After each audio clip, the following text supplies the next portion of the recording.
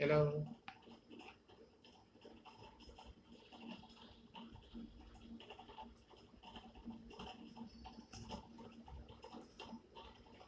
Hello.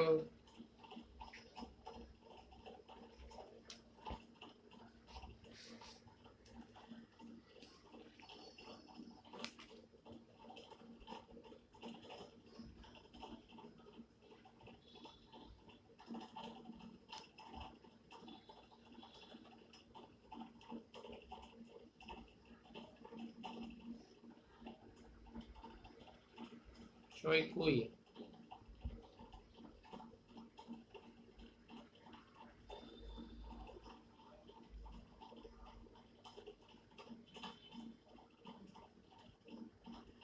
Ahmed সোরা, ওয়ালাইকুম সালাম।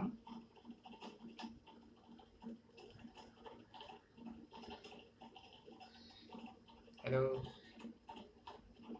কই সবাই কই?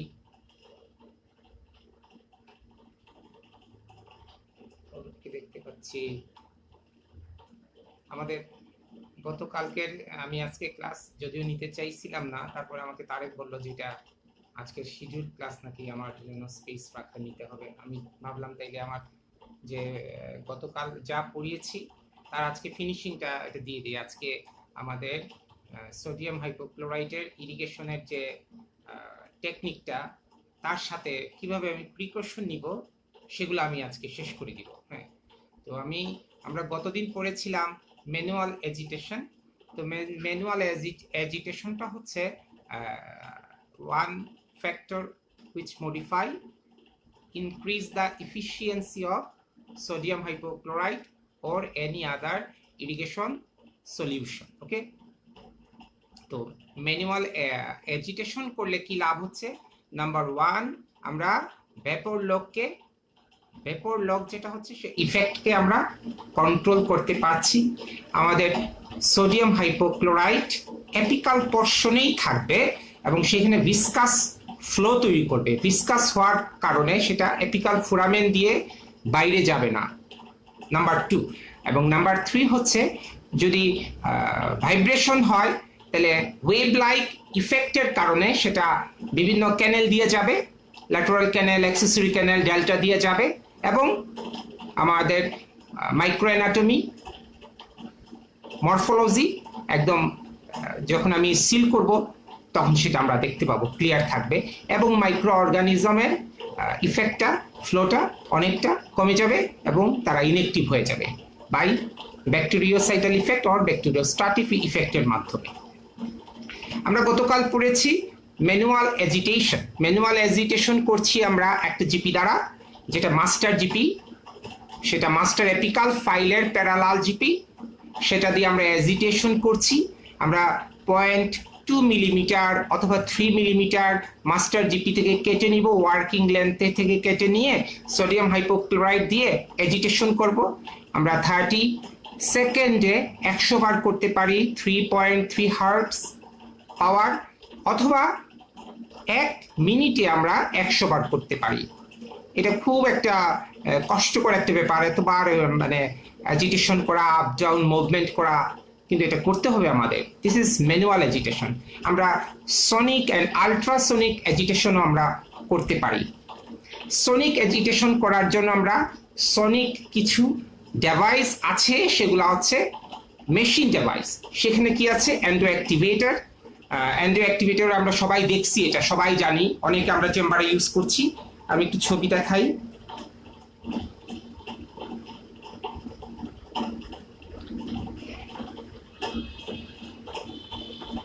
এটা হচ্ছে একটা অ্যান্ড্রো অ্যাক্টিভেটর, সবাই দেখছি আমরা এটা, তাই না? This is Andro activator. এটা তিনটা ফাইল থাকে, একটা থাকে রেড 25, একটা ইয়েলো 20 অ্যান্ড গ্রিন থাকে 30। এই তিনটা ফাইল দিয়ে আমরা এজিটেশন করতে পারি, সেটা হচ্ছে অ্যান্ড্রো অ্যাক্টিভেটর। আরেকটা আছে রেসপিসনিক ফাইল, সেটাও একটা সনিক অ্যাক্টিভেটর। আর আরেকটা আছে ভাইব্রিন্স, সেটা নর্মাল সিরিঞ্জের মতো, আমরা এটাই দিয়ে ইউজ করতে পারি। নর্মাল সিরিঞ্জের মতো এটা কিনতে পাওয়া যায় এবং এটা ফোর্সফুলি যাবে এবং ভাইব্রেশন হবে। হ্যাঁ, তো সেটা দিয়ে আমরা করতে পারি, কিন্তু এন্ডো অ্যাক্টিভেটর দ্বারা কাজ করাটা হচ্ছে ভালো, এখানে ইউজ করছি আমরা প্রতিনিয়ত। আচ্ছা, সনিক অ্যাক্টিভেশন আমরা কিভাবে করি? Commercially known as endo activator or Respisonik 5 or Vibrate, তিনটা নামে পাওয়া যায়, তিনটা টাইপের পাওয়া যায়। একটা হচ্ছে endo activator, sonic vibrator device, সনিকের মধ্যে আছে endo activator, আছে Respisonik 5, আছে Vibrate নিডল ইরিগেশন নিডল, এটাও পাওয়া যায় তিনটা। তো কমার্শিয়ালি known as, যেটা কমন, যেটা চলে আসছে গত কয়েক বছর থেকে, সেটার নাম হচ্ছে endo activator. Use vibrating movement, আমরা ভাইব্রেশন হয়, ঘুরতে থাকে। এটা কত হার্টসে ঘুরে? 1500 থেকে 6000 হার্টস পার সেকেন্ডে ঘুরতে থাকে, ঘূর্ণন হয়। এই ঘূর্ণনের ফলে অ্যাজিটেশন হয়।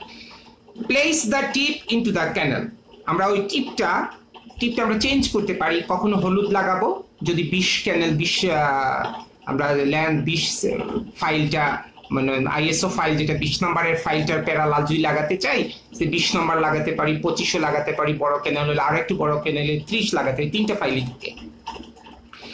Place the tip into the canal and switched on, এখানে একটা সুইচ থাকে, সুইচ ছাড়লে ঘুরতে থাকে। Simple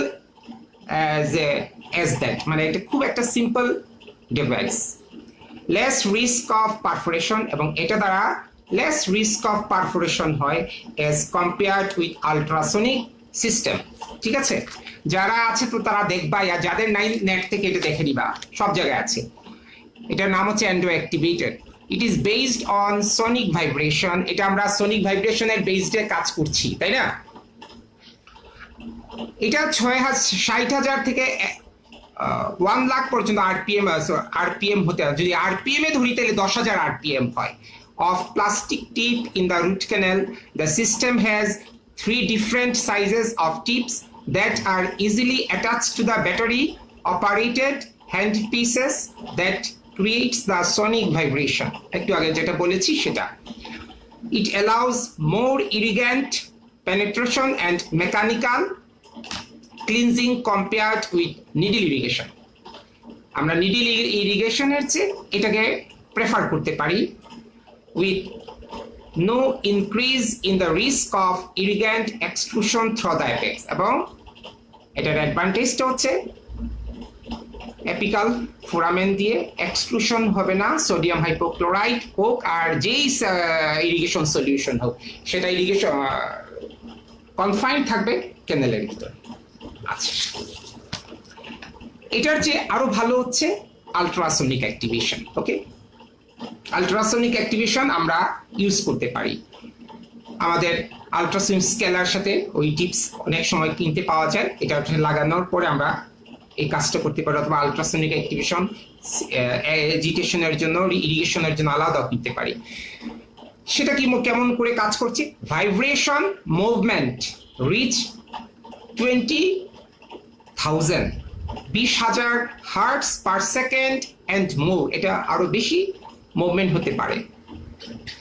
Sonic or ultrasonic studies contradict each other, এবং দুইটার মধ্যে একটা কন্ট্রাডিকশন আছে, কোনটা ভালো কোনটা খারাপ, এই নিয়ে অনেক কথাবার্তা আছে আমাদের মধ্যে।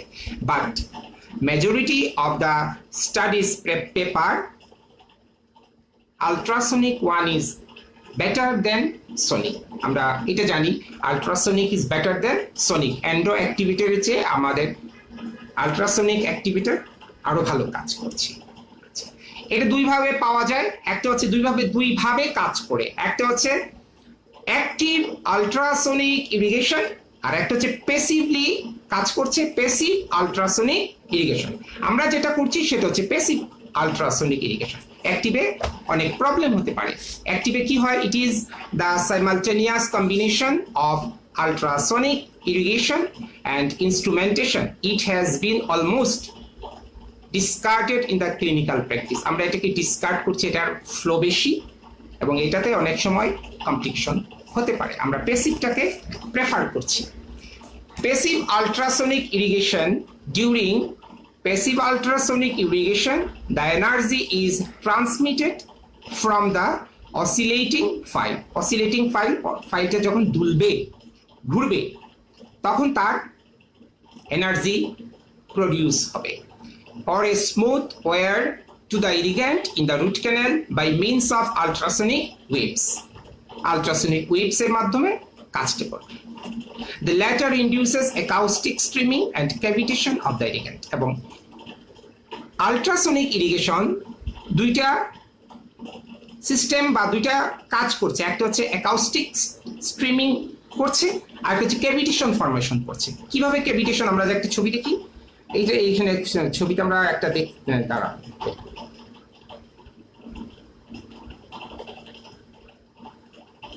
This is ultrasonic activation. এই ছবিটা নেটে আছে, দেখবা। হ্যাঁ, এই যে ঘুরতেছে, এই যে ক্যাভিটেশন হচ্ছে, দেখো ওই যে গুলগুলো, এগুলো cavitation.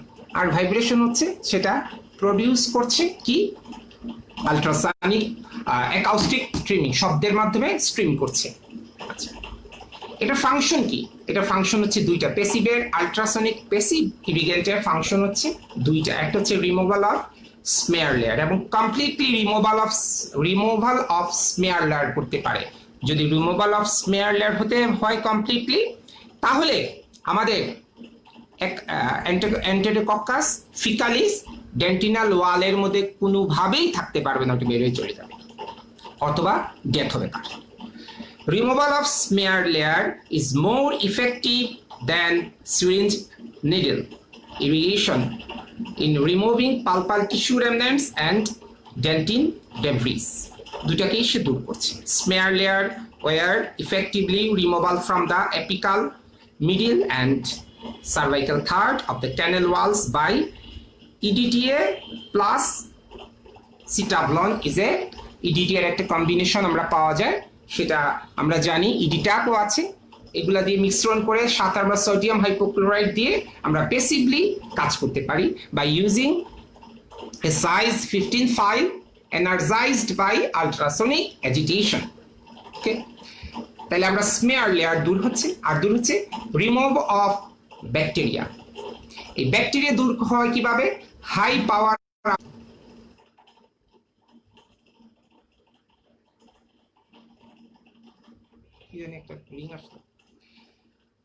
high power ultrasonic causes agglomeration। agglomeration মানে হচ্ছে জমাট বাঁধতে দিবে না, কাকে? মাইক্রো অর্গানিজমকে।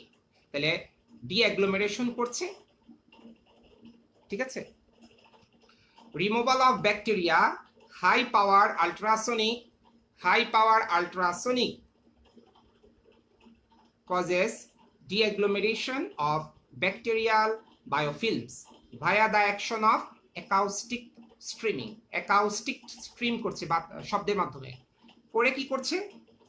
আমাদের মাইক্রো অর্গানিজমকে বায়োফিল্ম তৈরি করতে দিবে না, এবং প্ল্যানকোটনিক মাইক্রো অর্গানিজম একসাথে থাকতে দিবে না, ছড়ায় দিবে, তখন তাদের ডেথ হবে। এবং ডেথ হয় কখন? ছড়ায় গিয়ে যায়, ক্যাভিটেশনে পড়ে যায়, মারা যায়। ক্যাভিটেশন হতে পারে। What is cavitation?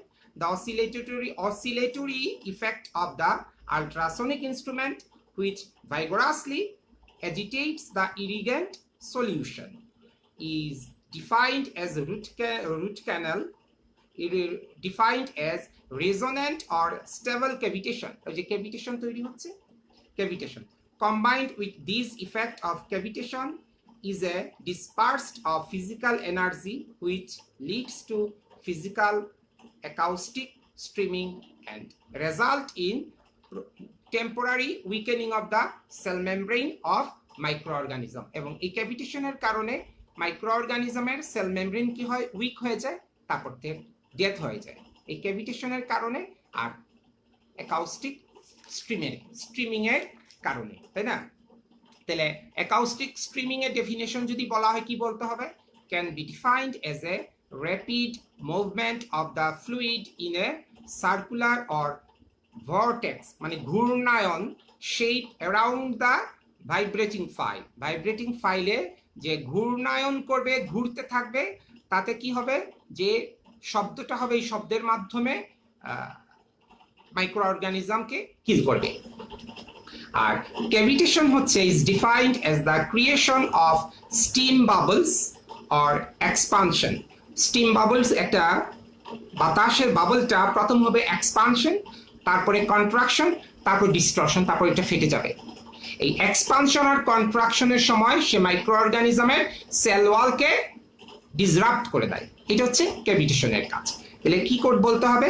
এক্সপানশন এবং কন্ট্রাকশন, এই সময় cell wall of micro organism can be disrupt, and finally distortion of the bubble. এই বাবলটাও থাকে না, আবার নতুন বাবল তৈরি হবে, আবার নতুন ভাবে কাজ করবে। This is cavitation and this is acoustic streaming by ultrasonic instrumentation of irrigation.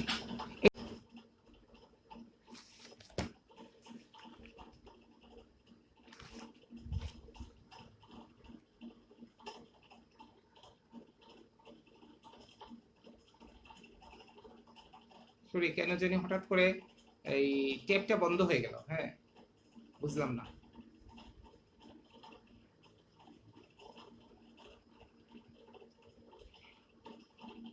Hello,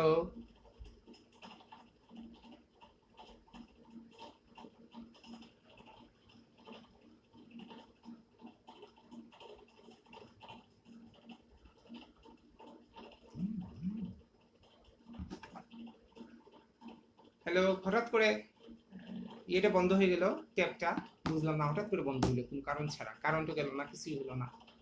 আচ্ছা, আমরা বলি, শুনো। তারপরে হচ্ছে যেটা হচ্ছে negative apical pressure. Negative apical pressure produce করবে কিভাবে? আমরা যখন ইরিগেশন করব, একটা নজেল বা ক্যানুলা দিয়া, সরি, নিডল দিয়া যখন পানিতে যাবে, আর একটা ক্যানুলা দিয়া প্রেসার তৈরি করব। ওই প্রেসারের ফলে ওই পানিটা নিডলকে টাচ করে এপিক্যাল ফোরামেনের দিকে টাচ করে আবার ঘুরে আমাদের ক্যানুলা দিয়ে বাইরে চলে আসবে।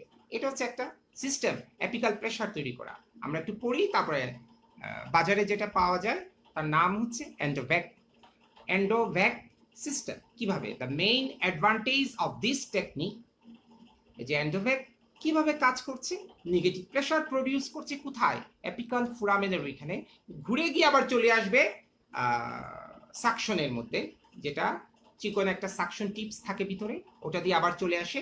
পানিটা এপিক্যাল ফোরামেন দিয়ে বের হওয়ার কোনো চান্সই হবে না। এটা অনেকটা ভালো একটা device. The main advantage of this technique is safety. Many studies have proven that irrigation solution will not extrude to the periapical area. তার মানে এক্সট্রুড হওয়ার কোনো চান্সই হবে না পেরিয়াপিক্যাল এরিয়া দিয়া। এই জন্য এই ইনস্ট্রুমেন্টের বা ডিভাইসটার নাম হচ্ছে, বাজারে যেটা আসছে সেটার নাম হচ্ছে এন্ডোভ্যাক, VAC। ভ্যাক মানে ভ্যাকাম তৈরি করে বাতাসটা নিয়ে আসছে, ভ্যাক সিস্টেম আর কি। The EndoVac system is based on a negative pressure approach where by the irrigant placed in the pulp chamber. Pulp চেম্বারের মধ্যে আমরা যদি ইরিগেশন সলিউশন দেই, সেটা নিচের দিকে যাবে, ঘুরে আবার আমাদের ক্যানুলা দ্বারা বা নজেল দ্বারা সাকশনের ফলে এটা পানিটা আবার চলে আসবে। Chamber is sucked down the root canal and back up again through a thin needle with a specialised design. এর অ্যাডভান্টেজটা কি? The Endovac system lowers the risk of associated with irrigation close to the apical foramen. তাহলে আমরা কি কাজ করতে পারছি? Apical foramen পর্যন্ত আমার ইরিগেশন সলিউশনটা যাচ্ছে এটার ফলে। Good apical cleansing at the 1 millimeter level can be achieved. আমরা একদম এপিক্যালের রিজিয়নে আমার ইরিগেশনের যে নিডলটা গিয়েছে তার 1 মিলিমিটার পর্যন্ত যা যা আছে সব কিছুকে টাচ করে তারপর সে আবার ফিরত চলে আসবে করোনাল পোর্শনে।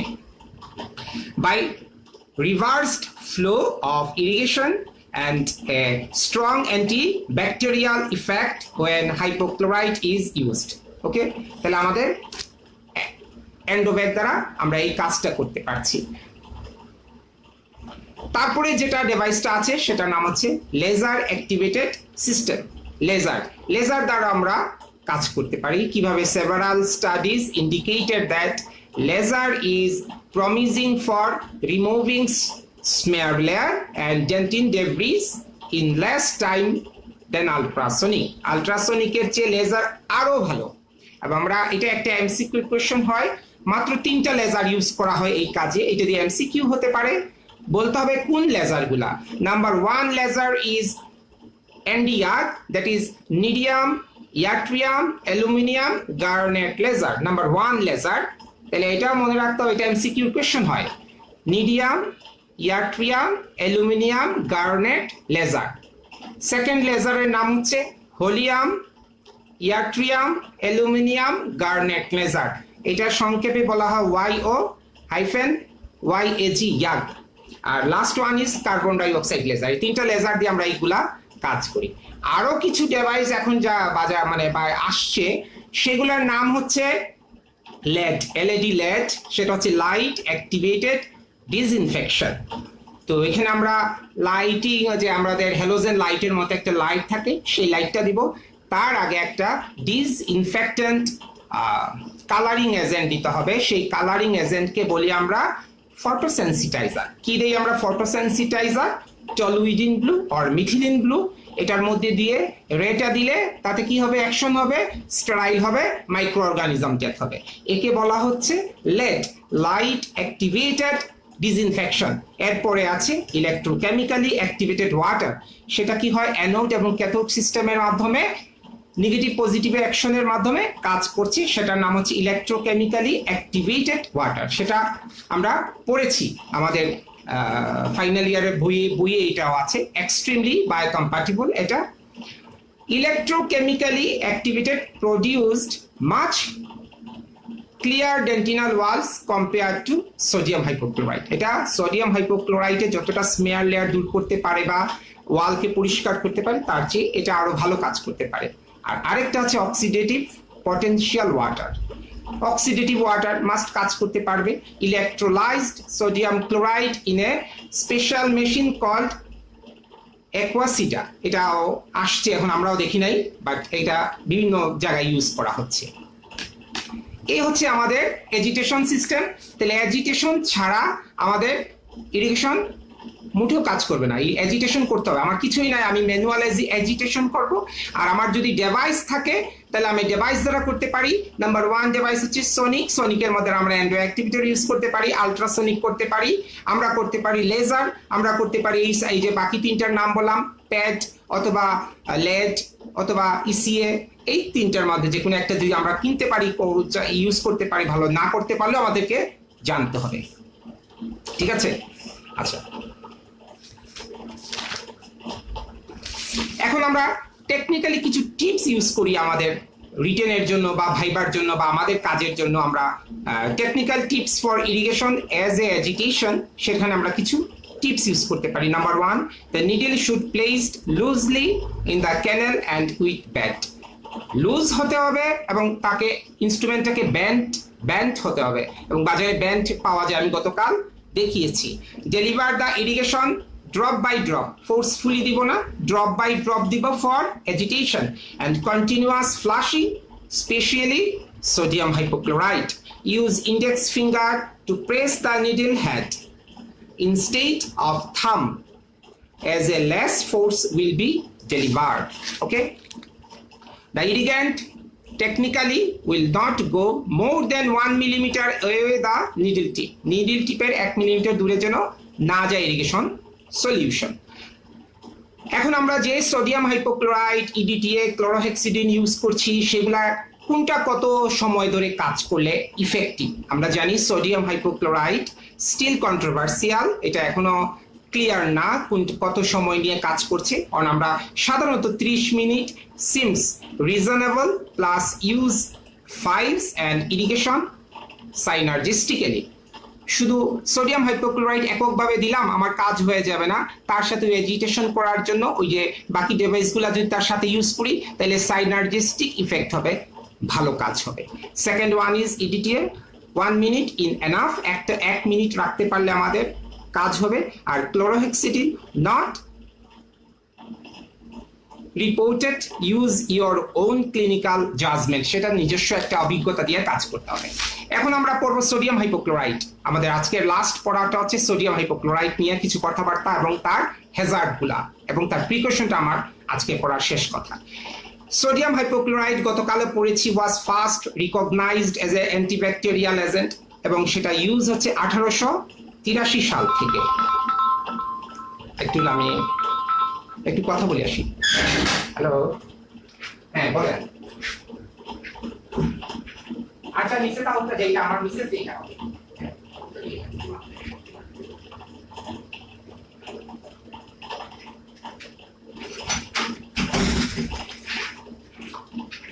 সরি আমি ডিস্টার্ব করলাম। এন্ডোডন্টিকে এটা ইউজ হচ্ছে, it was first recorded as an endodontic irrigant in 1920 and is now in routine worldwide use. এটা আমরা প্রতিদিন আমাদের ইউজ করছি। আমরা ডেন্টিস্টরা মানে হচ্ছে একটা সোডিয়াম হাইপোক্লোরাইড আমাদের একটা কাছের আমাদের ইরিগেশন সলিউশন আর একটা মানে একটা ইউজফুল একটা materials. Sodium hypochlorite is used as an endodontic irrigant as it is an effective antimicrobial and has tissue dissolving capabilities. যদি আমার ভাইবাতে আমরা জিজ্ঞেস করি যে সোডিয়াম হাইপোক্লোরাইটের ফাংশন বলো, প্রথমেই কথা বলতে হবে দুইটা ফাংশন বলেই বলা লাগবে না। একটা হচ্ছে dissolving to the debris এবং অ্যান্টিব্যাকটেরিয়াল প্রপার্টি। এই দুটো কথা বলতে পারলেই যথেষ্ট আমাদের জন্য। It has low viscosity allowing easy introduction into the canal. A low viscosity কেন? তার সোপ বাবল ফর্মিং ক্যাপাসিটি আছে, ক্যাপাবিলিটি আছে। আমরা একটু পরে এটা পড়বো। আর্কিটেকচার, আমাদের ক্যানেলের আর্কিটেকচার বিভিন্ন ধরনের এবং সেখানে তার ইন্ট্রোডিউস হয় কারণ, এন্টার হয় কারণ সে লো সারফেস টেনশন আছে তার। An acceptable shelf life is easily available and inexpensive. এটা খুব দামি কোনো দ্রব্য না যে আমরা হাতের নাগালের বাইরে। The toxicity of its action to vital tissue and corrosion of the metals are is a main disadvantage. যদি আমরা ভাইবাতে বলি দুইটা ডিসঅ্যাডভান্টেজ বলতে হবে, এর হায়ার কনসেন্ট্রেশন টক্সিসিটি করতে পারে, আর সেকেন্ড ওয়ান করোড দ্য মেটালস, মেটালকে করোড করে। এটা কমন জিনিস, সব আমরা জানি। Sodium hypochlorite react with fatty acid and amino acid in dental pulp resulting in liquefaction of organic tissue. তাহলে আমাদের অর্গানিক টিস্যুকে পাল্পকে নেক্রোটিক পাল্পকে কিভাবে অ্যাকশন করছে? লিকুইফেকশন করছে এবং সেটা করছে ওই amino acid reaction, chloramination reaction, আর first one is a saponification রিঅ্যাকশনের মাধ্যমে। এটা আমরা একটু পড়বো এখন, ঠিক আছে? আমরা জানি মেকানিজম অফ অ্যাকশন আমাদের সেকেন্ড ইয়ারের স্টুডেন্টদের জন্য ইম্পর্টেন্ট। ফাইনাল ইয়ার আমরা খুব একটা মেকানিজম জিজ্ঞেস করি না, রিটেনও খুব একটা দেই না, বাট জানতে হবে আমাদের কিভাবে কাজ করছে। হ্যাঁ, মেকানিজম অফ সোডিয়াম হাইপোক্লোরাইট আমরা তিন ভাবে কাজ করে। First one, by adding hypochlorite to water, hypochlorous acid is formed. Sodium hypochlorous acid is divided into hypochloric acid and oxygen. This oxygen atom is very strong oxidator এবং তাও এইভাবেই কাজ করছে সোডিয়াম হাইপোক্লোরাইটের যে ইরিগেশন কাজ করছে, অ্যাকশন করছে micro অর্গানিজমের উপরে। Sodium hypochlorite is effective against bacteria, virus and fungi.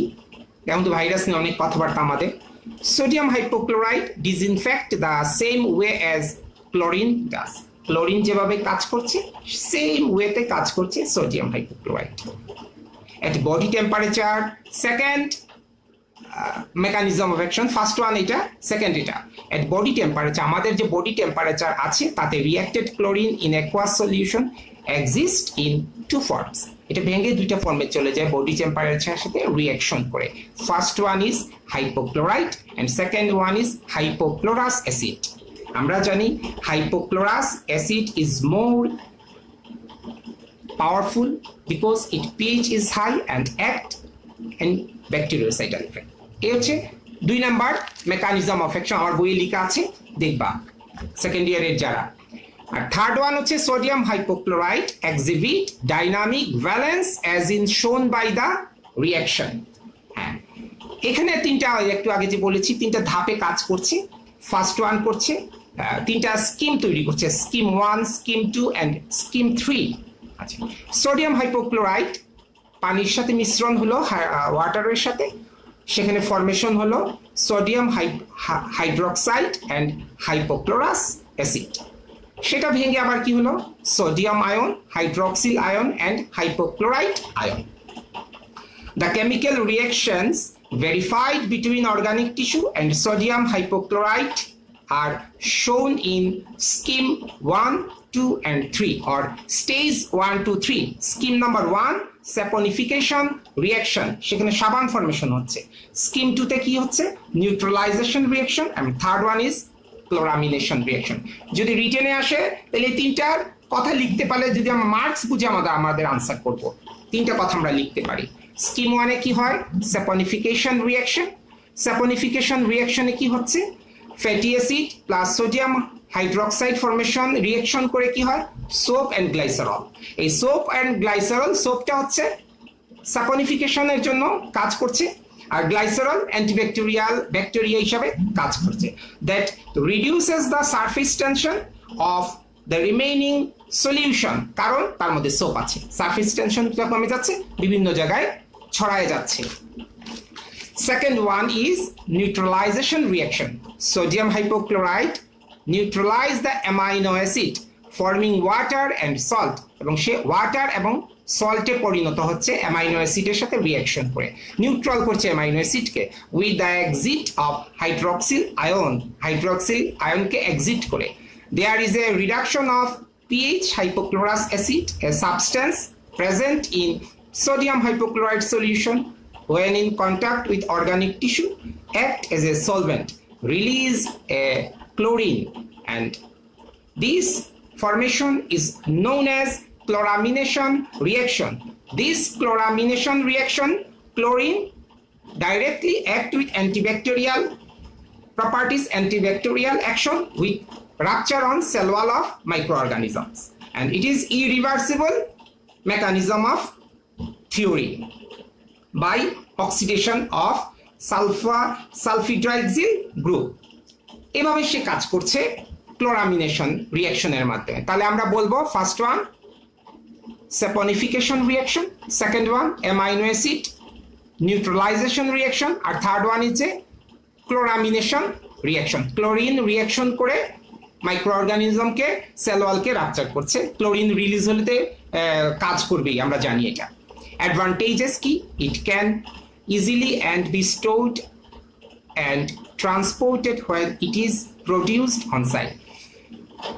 এই সোডিয়াম হাইপোক্লোরাইট যেখানেই আমরা তৈরি করি না কেন, যে ল্যাবেই তৈরি হয় না কেন, সেটা নিয়ে অন্য জায়গায় ট্রান্সফার করা, এক জায়গাতে আর এক জায়গায় নিয়ে যাওয়া খুব ইজি, এটা কোনো ডেঞ্জারাস জিনিস না, এটা বহন করা ইজি। ডোজ ইজ সিম্পল, দুইটা পয়েন্ট অ্যাডভান্টেজ। আর transport and storage of sodium hypochlorite আর safe. Sodium hypochlorite is as effective as chlorine gas for disinfection, সে ক্লোরিন গ্যাস ফরমেশন করতে পারে, বাই ডিসইনফেকশন হিসাবে কাজ করছে। Sodium hypochlorite produces residual disinfectant, okay. আর ডিসঅ্যাডভান্টেজ আমরা অবশ্যই বলবো দুইটা, একটা হচ্ছে টক্সিসিটি, টিস্যুকে টক্সিক করছে, আবার আমার মুখে আলসারেশন প্রডিউস করতে পারে, আর নাম্বার 2 হচ্ছে করোড দ্য মেটাল, মেটালকে করোশন করছে। এই দুটো আমরা অন্তত ওকে ভাইবা বোর্ডের জন্য আমরা বলতে পারি, ওকে। এখন আমরা চলে যাব এই সোডিয়াম হাইপোক্লোরাইটে আমাদের কি কি হ্যাজার্ড করছে। As a major objective of root canal treatment it is to disinfect the entire root canal system. আমরা জানি সোডিয়াম হাইপোক্লোরাইট দ্বারা আমরা টোটাল ক্যানেলকে আমরা ডিসইনফেক্ট করতে পারি and eliminate pulpal content microorganisms. The chemical irrigants in conjunction with intracanal medicaments, however, there remains a risk of extrusion of these irrigants beyond into the surrounding tissue, which causes severe complication. যদি কোনো কারণে apical foramen দিয়ে extruded হয় তাহলে severe complication হতে পারে। First one extrusion beyond the root apex, root apex দিয়ে যদি বের হয় সোডিয়াম হাইপোক্লোরাইট তাহলে কি হবে, during root canal irrigation accidental extrusion can occur, যদি অ্যাক্সিডেন্টালি এটা বের হয়ে যায়, ইভেন মাইনুট কোয়ান্টিটিস, এমনকি খুব অল্প পরিমাণও যদি বের হয় তাও একটা হ্যাজার্ড করতে পারে। If extruded causes vascular probabilities in blood vessels, সে ভেসেলসকে রাপচার করবে due to the damage to the vessels as well as release of chemical mediators, এবং সেখানে ইনফ্লামেশন হলে কেমিক্যাল মেডিয়েটার্স খুব দ্রুত রিলিজ হবে। সেই রিলিজ মেডিয়েটার্স হচ্ছে number 1 histamine. This causes immediate swelling and often profuse bleeding through the root canal, এবং তার ফলে rupture of the blood vessels এর ফলে প্রচুর পরিমাণে ব্লিডিং হবে এবং সোয়েলিং হয়ে যাবে, মুখটা ফুলে যাবে। আমাদের তখন কি করা উচিত? দিস কজেস ডিউ টু কি হয়েছিল, wedging the irrigant needle into the root canal, wedge করেছি, টাইট করে আমরা ইরিগেশন দিয়েছিলাম বলে এই হ্যাজার্ডটা হতে পারে। Extruded behind the apex of the maxillary anterior teeth, maxillary anterior টিথে যদি মানে এই কমপ্লিকেশন হয় তাহলে হ্যাজার্ডের পরিমাণ একটু বেড়ে যায়, পিছনের দাঁতের চেয়ে সামনের দাঁতের হ্যাজার্ড বেশি হয়, কারণ এটা হচ্ছে ডেঞ্জার এরিয়া। আমরা জানি এই জায়গায় ডেঞ্জার এরিয়া, কোনো কারণে এইখান থেকে যদি টেরিগয়েড ভেনাস প্লেক্সাসে যেতে পারে এবং সেটা ব্রেনে যেতে পারে, তাহলে আমাদের জন্য এটা হ্যাজার্ড আরো ত্বরান্বিত হবে, আমাদের জন্য কমপ্লিকেশন বাড়ায় দেবে। এই জন্য এই এরিয়াতে যখন আমি ইরিগেশন করব আমাদেরকে আরো সতর্কতার সহিত ইরিগেশন করতে হবে, অবশ্যই করতে হবে, এটা ছাড়া কোনো উপায় নাই। তারপর আমরা কি করব? The patient experienced severe pain, সে বলবে আমার অনেক পেইন হচ্ছে। During irrigation of the root canal system, so the root canal preparation was discontinued immediately, এবং আমাকে কি করতে হবে? আমি সাথে সাথে রুট ক্যানাল প্রিপারেশন স্টপ করে দিব, এবং স্টপ করে দিয়ে নর্মাল স্যালাইন দিয়ে একটা দুটো ইরিগেশন দিয়ে তাকে টেম্পোরারি ফিলিং দিয়ে বলবো আপনি এখন রেস্ট নেন বা এখন বাসায় যান। দেখা যায় পেশেন্ট বাসায় গেছে, কিছুদিন পরে বা 1 ঘন্টা পরে বা 2 ঘন্টা পরে বা 24 ঘন্টার মাথায় পুরাটা ফুলে যাবে। Patients come back few hours to 1 days later to clinic with an extended edema, প্রচুর পরিমাণে এই জায়গাটা ফুলে যাবে due to edema and ecchymosis, কালো হয়ে যাবে। আমার একজন পেশেন্ট ছিল, খুবই ফর্সা একজন মানুষ, আমার চেম্বারে যারা ডক্টর আমার সাথে ছিল জানে, মহিলা এত ফর্সা, পরের দিন দেখা গেল পুরা একটা সাইড পুরা কালো হয়ে গেছে, মহিলা পুরা কালো হয়ে গেছে। এই জায়গাটা শুধু এই যে ইনফ্রা অরবাইটাল রিজিয়ন পুরোটা কালো হয়ে গেল তার। আমিও ভয় পাই নাই, আস্তে আস্তে আস্তে আস্তে সেটা চলে গেছে, কারণ এই is ecchymosis. The face, infraorbital region and upper lips mucosa, upper lip এ এফেক্ট বেশি হয়। After removal the temporary filling, আমি রিমুভাল করব temporary filling, heavy bleeding from the canal was observed, এবং ব্লিডিং হবে যে সেটা আমরা দেখব।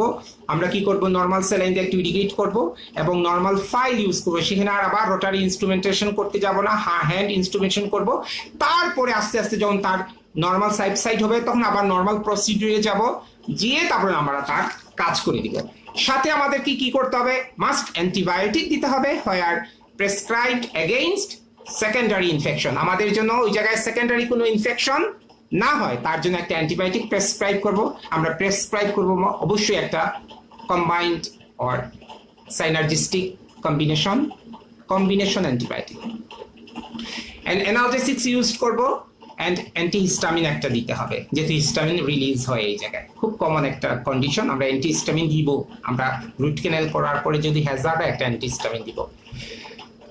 তারপরে কি করব? তাকে এই জায়গা থেকে যে একাইমোসিস হয়েছে সেটা যে রিলিজ করার জন্য তাকে বলবো আপনি কোল্ড কম্প্রেশন দিবেন, ওয়ার্ম মাউথ ওয়াশ নিবেন, এবং পেশেন্টকে আমরা রিঅ্যাসুরেন্স দিব যে আপনার কিছুই হবে না, আপনি অবশ্যই ভালো হয়ে যাবেন।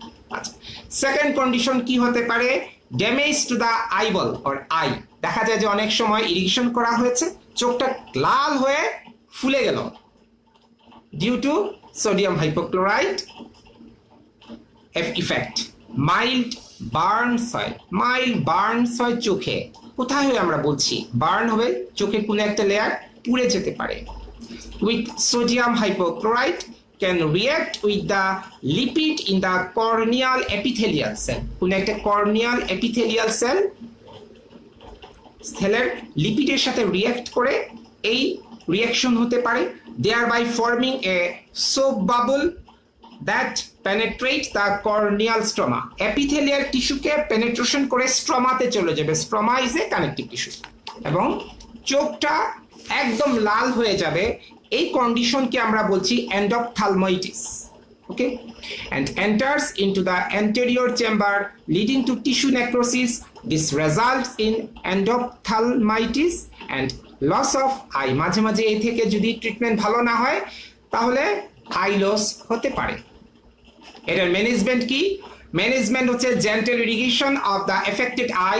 এছাড়া তো আর কোনো উপায় নেই. পানি দিতে হবে চোখে, নর্মাল স্যালাইন দিতে হবে এবং একজন অপথ্যালমোলজিস্টের কাছে আমরা রেফার করে দিব. ওকে, তারপরে কি ড্যামেজ হতে পারে? Damage to the oral mucosa. এটা যদি আমরা খুব কমন, আচ্ছা আমরা এখানে বলতে পারি অবশ্যই তার তো অবশ্যই রাবার ড্যাম ইউজ করতে হবে. এই জন্য আমরা এই মানে রাবার ড্যাম ছাড়া তো প্রশ্নই আসে না রুট ক্যান করা. তাহলে রাবার ড্যামের কথা এখানে আসবে কেন? রাবার ড্যাম তো দিতেই হবে, তাই না?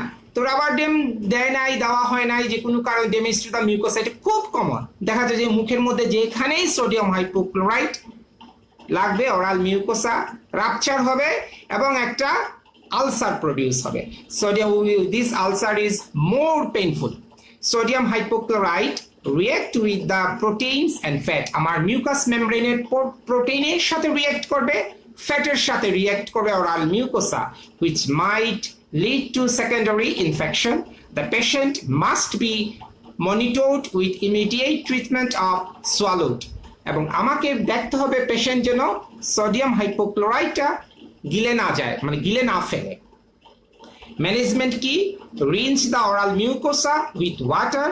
Analgesics and antibiotic must be prescribed to reduce secondary infection with release of immediate pain. তারপরে কি হতে পারে? অ্যালার্জিক রিঅ্যাকশন হতে পারে, যার অনেকের আবার সোডিয়াম হাইপোক্লোরাইটে হাইপার সেনসিটিভিটি হতে পারে. তাদের জন্য এই আমাদেরকে জানতে হবে যে তার জন্য সোডিয়াম হাইপোক্লোরাইট কি ইরিগেশন, আগে কি কোন ডেন্টিস্ট আসে গিয়েছেন, আপনার কি সোডিয়াম হাইপোক্লোরাইটে কোনো ইফেক্ট হয়েছে, কোনো আনওয়ান্টেড সিচুয়েশন কি হয়েছে, সেটা আমাদেরকে অবশ্যই জানতে হবে. Sodium hypochlorite allergic reaction results in urticaria, oedema and shortness of breath. শ্বাস প্রশ্বাসে একটু প্রবলেম দেখা দেবে, ব্রঙ্কোস্পাজম হবে এবং হাইপোটেনশন দেখা দিতে পারে. ম্যানেজমেন্ট কি? Refer immediately to the intensive care unit following first aid management with administration of intravenous steroid and antihistamine. দিতেই হবে, আমরা আমার চেম্বার থেকেও দিতে পারি. তারপর তাকে আমরা একটা ফার্স্ট এইডের জন্য ইমার্জেন্সির জন্য ইমার্জেন্সি মেডিকেলে হাসপাতালে আমরা রেফার করে দিতে পারি. এই হচ্ছে আমাদের হ্যাজার্ড. তাহলে হ্যাজার্ডটা শেষ হলো. হ্যাজার্ডকে কি যাতে না হয় তার জন্য প্রিকশন নিতে হবে. প্রিকশন এতক্ষণ অনেকগুলা প্রিকশন বলেছি. এই যে ডিভাইসগুলো ইউজ করছি অল আর প্রিভেন্টিভ মেজার ডিভাইস. এগুলা দ্বারা যদি আমরা ইউজ করি তাহলে কি হবে? সোডিয়াম হাইপোক্লোরাইট এক্সট্রুডেড হবে না বাই অ্যাপিকাল ফোরামেন. তাহলে prevention of sodium hypochlorite extrusion এটা আমাদের রিটেনের জন্য খুব important for final year. Final ইয়ারের জন্য এটা ইম্পর্টেন্ট, এটা ফার্স্ট ইয়ার সেকেন্ড ইয়ারের জন্য অতটা জরুরি না. A good proper straight line access cavity design with adequate coronal preparation number 1 must be করতে হবে. এটা আমাদেরকে জানতে হবে. এটা আমরা সবাই জানি, আমাদের যারা ডক্টর ডেন্টিস্টরা আছে আমরা সবাই তাই করছি, চেষ্টা করছি. Number 2 preoperative periapical radiograph to assess the root and canal anatomy. আমি গত অ্যাডুডেন্টে যে বলেছি ক্লাসে অনেকেই শুনেছ যে আমরা যেন সিবিসিটি করে আমাদের দেখতে পারি, আমাদের পেরিয়েপিক্যাল রেডিওগ্রাফ দিয়ে আমরা সব কিছু দেখতে পাই না, আমরা 3D হয় না, আমাদের 2D হয়, 2 ডাইমেনশনাল আমরা ফিচারটা পাই. 3D পেতে গেলে আমাকে কি করতে হবে? সিবিসিটি করতে হবে, তাই না? তাহলে আমরা জেনে যাব কোথায় কি সমস্যা আছে, তাহলে এক্সট্রুশন হওয়ার চান্স কমে আসবে. Use of specialised needle like এবং স্পেশালাইজড নিডল আমাদেরকে ইউজ করতে হবে। অনেকগুলার নাম গতকাল বলেছি, আজকে আর রিপিট করছি না। এবং নিডলের যেন নিডলটা যেন সিরিঞ্জের সাথে অ্যাটাচড হয়, নর্মাল স্লিপারি অ্যাটাচ না, সেখানে লিওর লক নিডল হয়, যেন আমি সিরিঞ্জ দিয়েছি ওটা বাস্ট মেরে পুরা মুখের মধ্যে সোডিয়াম হাইপোক্লোরাইট অ্যাক্সিডেন্ট না হয়। ঠিক আছে, 4 নম্বরটা বলেছি determine proper working length and careful adjust the rubber stopper.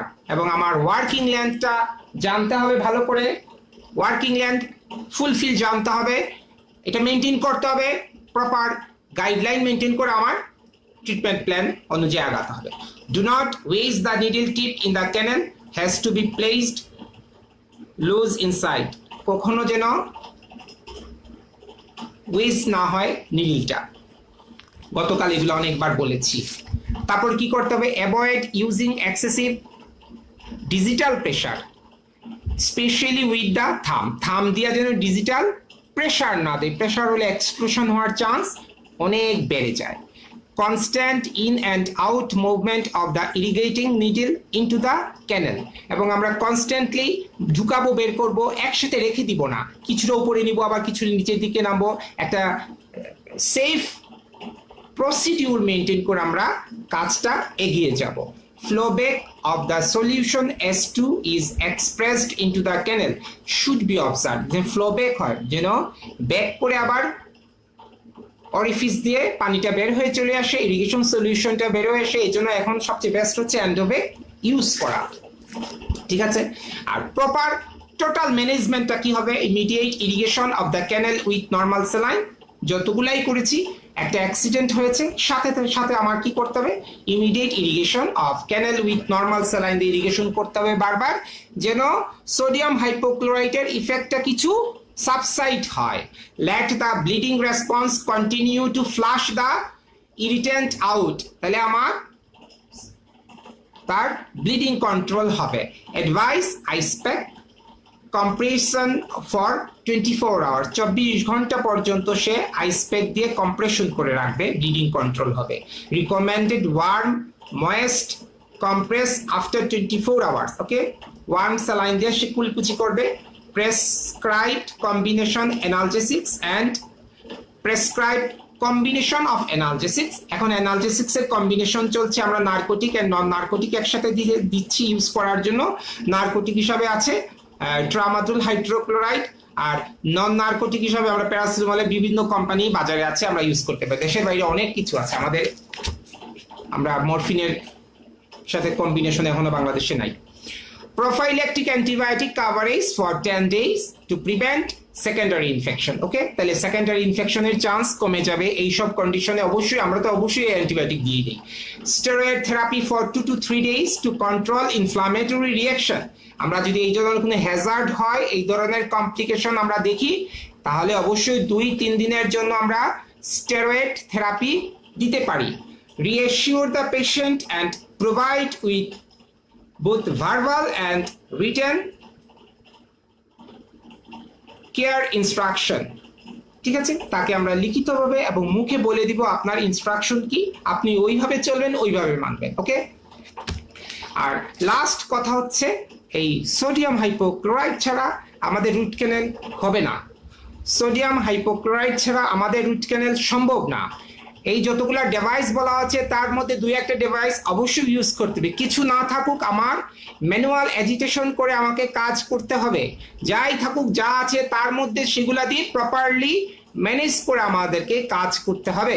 এবং সোডিয়াম হাইপোক্লোরাইড একটা ভালো ইরিগেশন সলিউশন, বেস্ট ওয়ান, এবং তার হ্যাজার্ড অবশ্যই থাকবে, ভালো জিনিসের খারাপ দিক থাকবেই, এবং তাকে ওভারকাম করে আমাদের কাজ করতে হবে। এই হচ্ছে আমাদের total irrigation with its precaution. আমার যে টপিকসটা ছিল তা আজকে এখানেই শেষ হলো।